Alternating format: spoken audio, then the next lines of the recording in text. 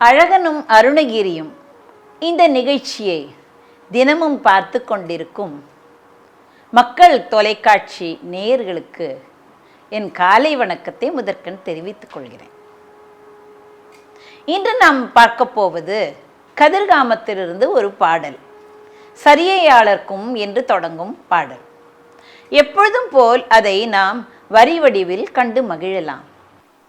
சரியையாளர்க்கும் அக்கிரியையாளர்க்கும் நற்சகல யோகர்க்கும் எட்ட அரிதாய சமய பேதத்தினுக்கு அணுகொணா மெய்ப்பொருள் தரு பராசக்தியில் பரமான துரிய மேல் அற்புத பரம ஞான தனி சுடர் வியாபித்த நற்பதி நீடு துகளில் சாயுஜ்ய கதியை ஈரற்ற சொற்சுக சொரூபத்தை உற்று அடைவேனோ. புரிசை சூழ் செய்ப்பதிக்கு உரிய சாமர்த்திய சத்புருஷ வீரத்து விக்ரமசூரன் புரள வேல் தொட்ட கைக்குமர மேன்மை திருப்புகழே ஓதற்கு எனக்கு அருள்வோனே. கரிய யூகத் திரள் பலவின் மீதில் சுளை கனிகள் பீரி புசித்து அமராடி கதலி சூதத்தினில் பயிலும் ஈழத்தினில் கதிரகாமகிரி பெருமாளே. என்ன நேயர்களே, வரிவடிவில் கண்டு மகிழ்ந்து விட்டீர்களா? இப்பொழுது இதே வரிகளை பசுமதி தேசிகன் அவர்களின் குரலில் நாம் பாடலாக கேட்கப் போகிறோம். இதோ பாடல். சரியையாளர்க்கும்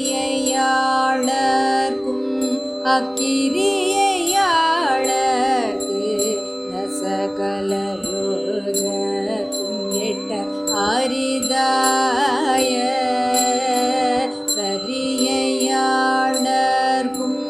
அக்கிரியையாளர்க்கு நற்சகல யோகர்க்கும் எட்ட அரிதாய சமய பேதத்தினுக்கு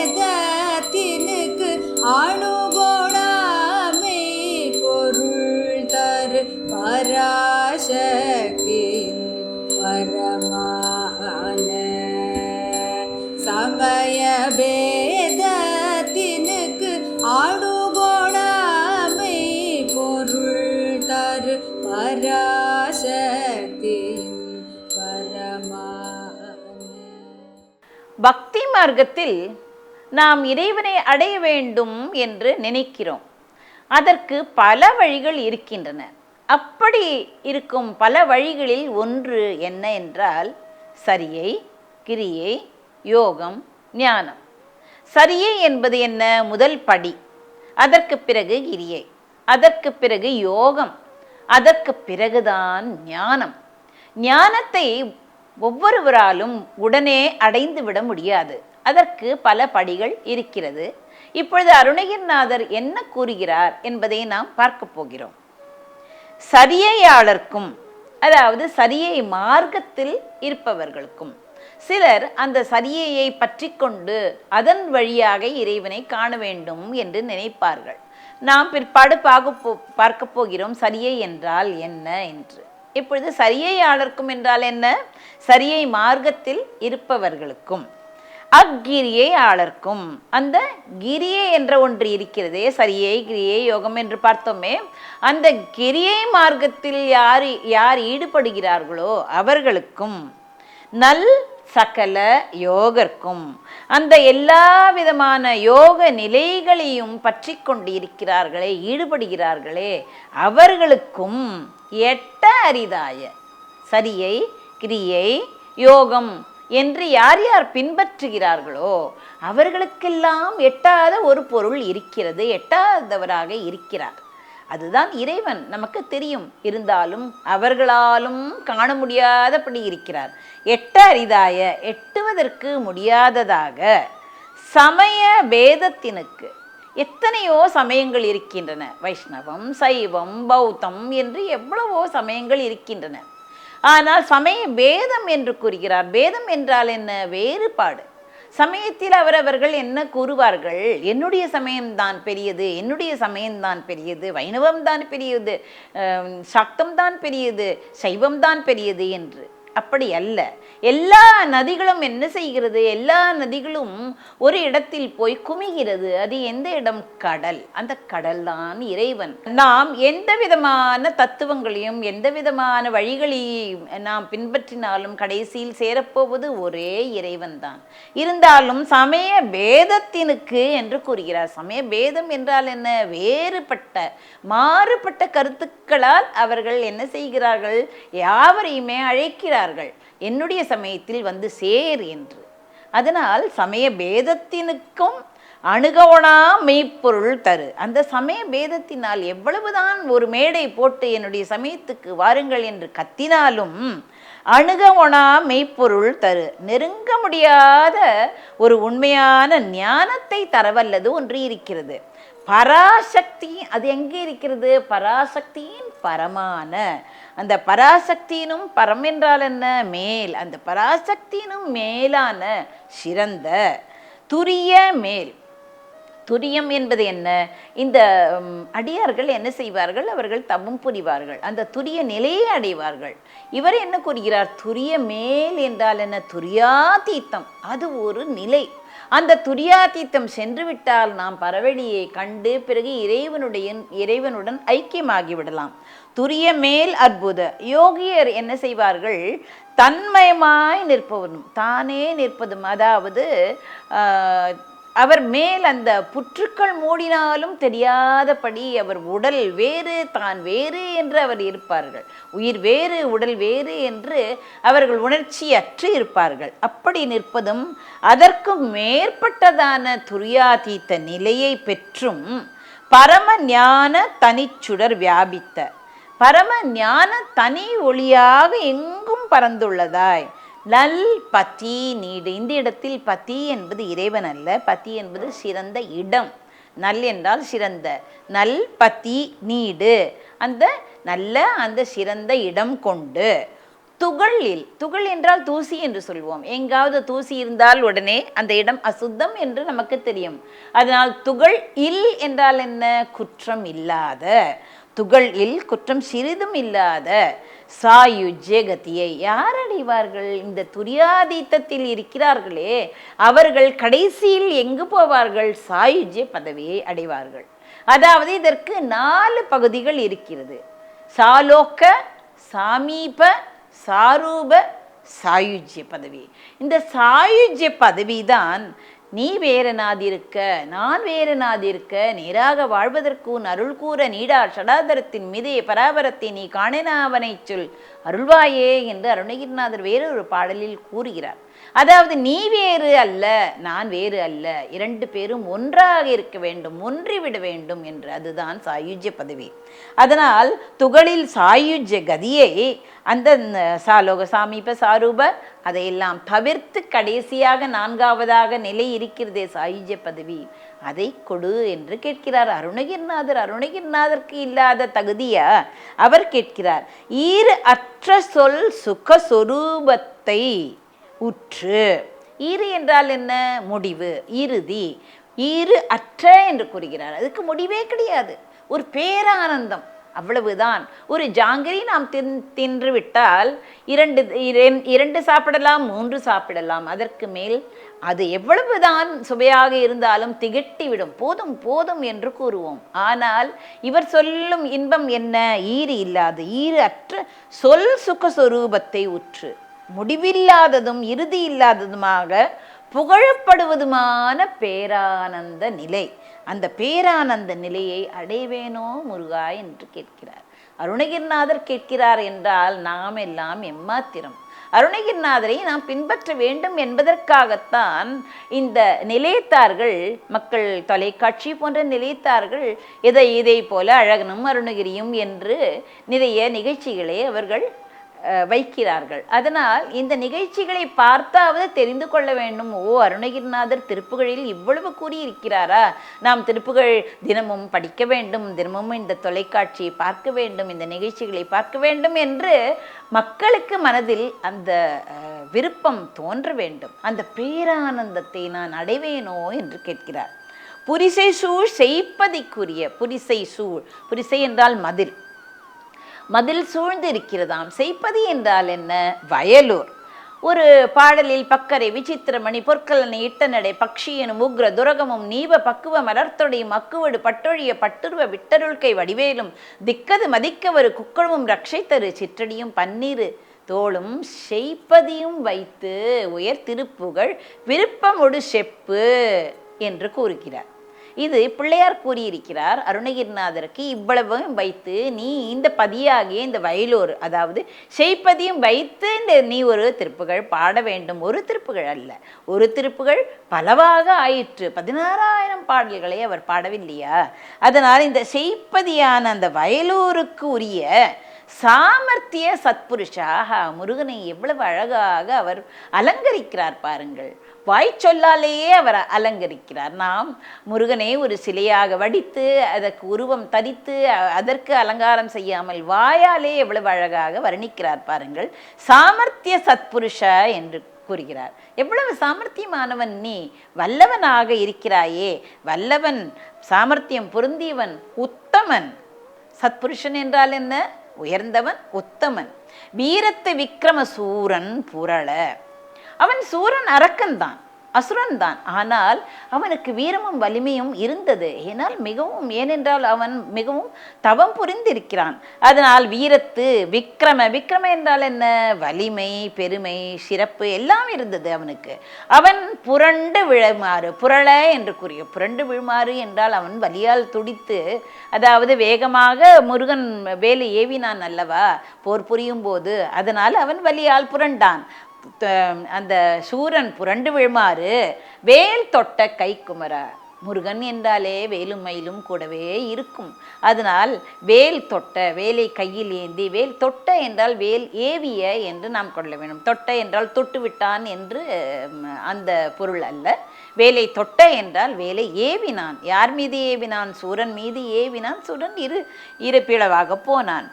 உடைய குமரனே, அந்த அப்படிப்பட்ட வேலை அவன் மேல் ஏவி அவன் இருகூறாக ஆகினானே, அப்படிப்பட்ட வேலை உன்னுடைய திருக்கரத்தில் அணிந்தவனே, வைத்திருப்பவனே என்று நமக்கு கூறுகிறார். நமக்கு அழகாக இவர் புகட்டுகிறார். புரியுமோ புரியாதோ என்று ஒவ்வொரு வார்த்தையாக நமக்கு சொல்லி, இப்படி இருக்கிறது உலகமே, இப்படித்தான். அதனால் நீங்கள் இறைவனுடைய, முருகனுடைய தாளை பணியுங்கள், பணியுங்கள், பணியுங்கள் என்று ஒவ்வொரு திருப்புகளிலும் அவர் கூறுகிறார். மேன்மை திருப்புகழை ஓதற்கு எனக்கு அருள்வாயே என்று. அதாவது மேன்மையான சிறந்த திருப்புகழ். திருப்புகழ் என்ன அப்படியா? சினத்தவர் முடிக்கும், பகைத்தவர் குடிக்கும், செகுத்தவர் உயிர்க்கும், சினமாக சினத்தவர் தமக்கும், பகைத்தவர் குடிக்கும், செகுத்தவர் தமக்கும், சினமாக சிரிப்பவர் தமக்கும், பழிப்பவர் தமக்கும் திருப்புகழ் நெருப்பு. அது எப்படி இருக்கும்?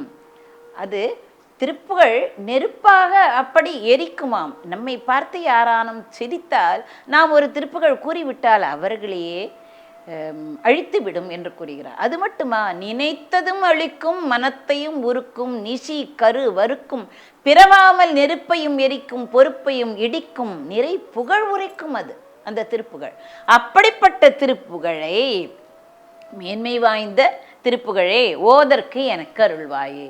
16,000 பாடல்கள். முத்தை பத்தி திருநகை அத்திக்கிரை சத்தி சரவண முத்திக்குரு வித்து குருபரை என ஓதும் முக்கட் பரமர்க்கு சுருதியின் முப்பட்டது கற்பித்திருவரும் 30 முவர்கத்து அமரரும் அடிபேன என்று ஆரம்பித்து, முத்தை என்று ஆரம்பித்து இவருக்கு எடுத்து கொடுத்தார். இவர் பல தலங்களுக்கு சென்று, அருணகிரிநாதர் பல தலங்களுக்கு சென்று 16,000 பாடல்களை பாடினார். ஆனால் நமக்கு 1304 பாடல்களை கிடைத்திருக்கின்றன. அந்த பாடல்களையானும் பாடி நாம் தேரலாம் அல்லவா? அதனால்தான் தினமும் ஒவ்வொரு பாடலாக இப்பொழுது நாம் அறிந்து கொண்டு வருகிறோம். கரிய ஊகத்திரள் பலவின் மீதில் சுளை கனிகள் பீறி புசித்து அமராடியாக இயற்கையும் கொண்டு வந்து இங்கு சேர்க்கிறார். எப்படி சேர்க்கிறார்? கரிய ஊகத்திரள். திரள் என்றால் என்ன? கூட்டம். ஊகம் என்றால் என்ன? குரங்கு. கரிய என்றால் என்ன? கருப்பு. கருங்குரங்குகள் எல்லாம் கூட்டம் கூட்டமாக இருந்து பலவின் மீதில் பலாப்பழம் அப்படி தொங்கிக் கொண்டு இருக்கிறதாம். அந்த பலாவின் மீது அதையே போர் புரிகிறதாம். பலாவை கிழித்து அந்த சுளை கனிகள் பீறி புசித்து அமராடி என்றால் போர் புரிகிறது. நாம் ஒரு பலாச்சுளையை பழத்தை அதிலிருந்து சுளையை எடுக்க வேண்டும் என்றால் என்ன, எல்லாவற்றையும் எல்லா பொருள்களையும் வைத்துக்கொண்டு அதுடன் போராட வேண்டும். அப்படித்தான் அதுவும் குரங்கும் போராடி அதை பீய்த்து அதிலிருந்து சுளைகளை எடுத்து பாதி தின்றுவிட்டு அப்படியே கீழே கொட்டிவிட்டு கீழே போட்டுவிட்டு அந்த சுளையின் ரசத்தை மட்டும் அது பருகி இருந்ததாம். அதைத்தான் அழகாக சொல்கிறார். கரிய ஊகத்திரள் பலவின் மீதில் சுளை கனிகள் பீறி புசித்து அமராடி. அது மட்டும் விட்டுதான் பிறகு என்ன செய்தது? கதலி என்றால் வாழைப்பழம். அது பலாப்பழத்தை அது சுவைத்து விட்டு கதலிப்பழத்துக்கு தாவுகிறதாம். கதலியை மட்டுமா அது உண்டது? சூதத்தினில் பயிலும் ஈழத்தினில். இது எங்கே இருக்கிறது? கதிர்காமத்தில், ஈழத்தில். ஈழம் என்று கூறுகிறாரே, ஈழத்தில் தானே இருக்கிறது கதிர்காமம். அதனால் ஈழத்தில் அப்படி பலாப்பழமும் இந்த வாழைப்பழமும், சூதம் என்றால் மாம்பழம், சூதத்தினிலும் பயிலும் என்றால் அந்த குரங்கு என்ன செய்கிறதாம்? ஒவ்வொன்றையாக அது பார்க்கிறதாம். எது சுவையாக இருக்கிறது? பலாப்பழமா அல்லது இந்த வாழைப்பழமா அல்லது இந்த மாம்பழமா என்று. அவ்வளவு மரங்களும் சூழ்ந்து நெருங்கி விளையாடும் அந்த ஈழ நாட்டில் உள்ள கதிர்காம, அதாவது ஈழ நாட்டில் என்ன இருக்கிறது? இப்படி இயற்கை வளங்கள் இருக்கிறது. அப்படி இருக்கிற ஈழ நாட்டில் உள்ள கதிர்காமத்தில் வீற்றிருக்கும் பெருமாளே என்று எவ்வளவு அழகாக குரங்குகளை ஏன் கொண்டு வர வேண்டும்? இயற்கையை ஏன் கொண்டு வர வேண்டும்? ஈழத்தை ஏன் கொண்டு வர வேண்டும்? கதிர்காமத்தை ஏன் கொண்டு வர வேண்டும்? எல்லாமே எல்லோருக்கும் தெரிய வேண்டும் என்பதற்காகத்தான். எதையுமே அவர் விடமாட்டார். அப்படி ஈழ நாட்டில் கதிர்காமகிரி பெருமாளே என்று கூறி கதிர்காமத்துக்கு நம்மை அழைத்து செல்கிறார். கதிர்காமம் எங்கே இருக்கிறது என்று யாவருக்குமே தெரியும். நம்ம இந்திய நாட்டை தாண்டி, கடலை தாண்டி அது செல்ல வேண்டும்.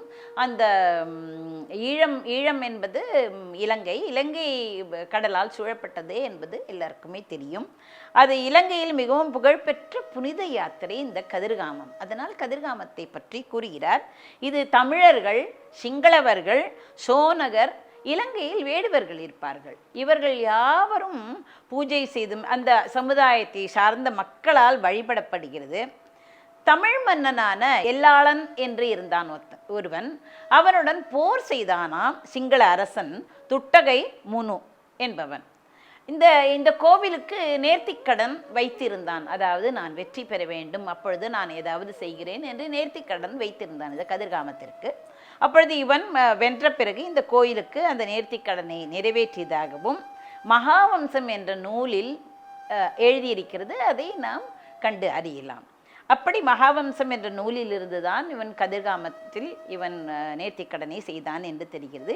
7 மலைகளில் ஒன்றில் கதிர்காம கந்தன் காட்சி கொடுத்ததன் ஞாபகமாக இந்த மாணிக்க கங்கையின் இடது கரையோரத்தில் வள்ளி மனம் புரிந்ததை குறிக்கும் முகமாகவும் கதிர்காம கோவிலில் அவன் பெயர் சூட்டப்பட்டது. கணபதிக்கும் தெய்வயானிக்கும் தனித்தனி கோயில்கள் இருக்கன. பிரதான வாயிலை யாவரும் பார்த்திருப்பீர்கள், படக்காட்சியில் பார்த்திருப்பீர்கள். அது வளைந்து இருக்கும் முகப்பை, வளைந்த அலங்கார முகப்பை கொண்டிருக்கும். தேவாலயத்திற்கு எதிரே வள்ளியம்மன் கோயில் இருக்கிறது. ஆதி மூலாரை இருக்கிறது, அதாவது கர்ப்பகிரகம் என்று கூறுவோமே, அங்கு யாருமே செல்ல முடியாது. இதை திரைச்சீலையால் அதை மூடியிருப்பார்கள். திரைச்சீலையே அவர்கள் எடுக்கவே மாட்டார்கள். அதனால் மேலே மேலே மேலே மேலே திரைச்சீலைகள் வந்து கொண்டே தான் இருக்கும். காற்றோ வெளிச்சமோ உட்புகாதவாறு சாளரமோ துவாரங்களோ இல்லாமல் கட்டப்பட்டிருக்கிறது. சரியாளர்க்கும் அக்கிரியையாளர்க்கு நசகலயோகக்கும் எட்ட அரிதாய சரியையாளர்க்கும் அக்கிரியையாளர்க்கு நசகலயோகக்கும் எட்ட அரிதாய சமய பேதத்தினுக்கு அணுகோணாய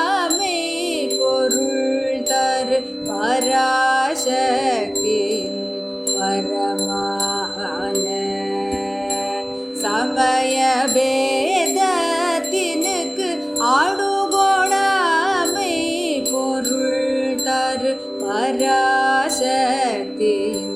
பரமான தூரிய மேலற்புத பரம ஞான தனி சுடர் வியாபித்த நற்பதி நீடு தூரிய மேலற்புத பரம ஞான தனி சுடர் வியாபித்த நற்பதி நீடு துகளில் சாயோஜிய கதியை ஈரற்ற சொற்சுக ஸ்வரூபத்தை ஒற்றடைவேனோ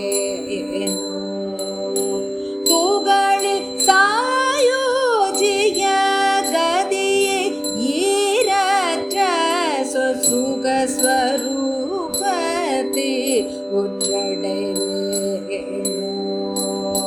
புரிசை சூசை பதிக்கு உரிய சாமத்திய சத்புருஷ வீரத்து விக்ரமசூரன்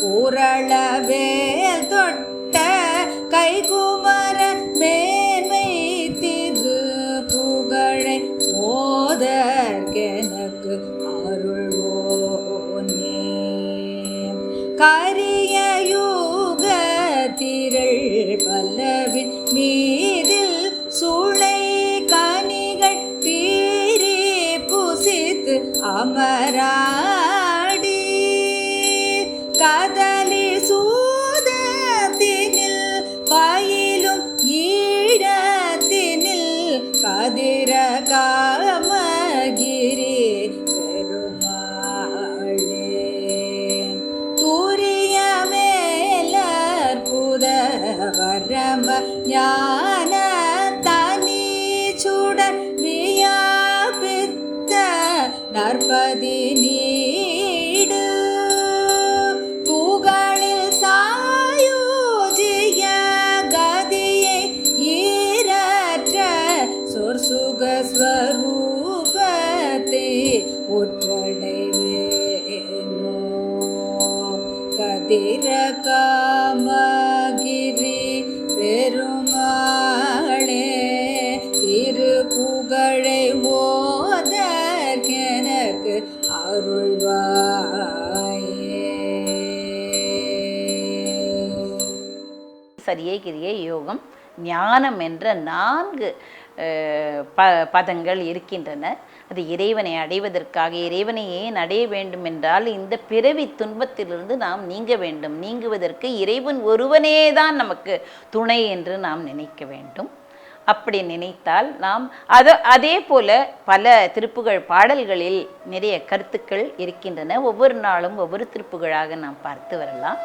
நன்றி.